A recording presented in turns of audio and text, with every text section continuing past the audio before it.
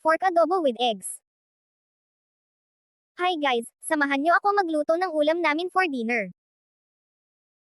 Yan na nga, bago ko simulan mag-video, hinahanda ko na yung mga ingredients na gagamitin ko. Tulad ng bawang, sibuyas, patatas, paminta, dahon ng laurel, asukal, seasonings, suka, toyo at syempre pork. Sunod ay nagpainit na ako ng mantika sa kawali at una kong prinito ang patatas.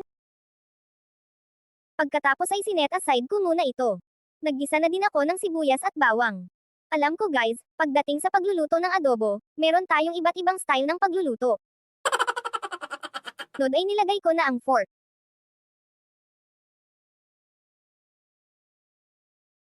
Nilagyan ko na din ng dahon ng laurel at paminta. Sunod ay nawasa. Ay tubig pala.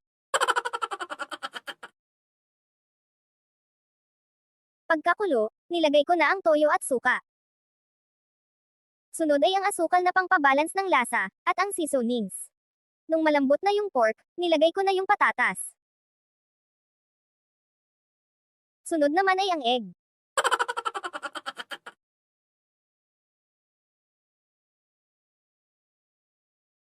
Yan na guys, luto na ang pork adobo with egg natin. Dinner is ready. With manggang hinog, kain po tayo.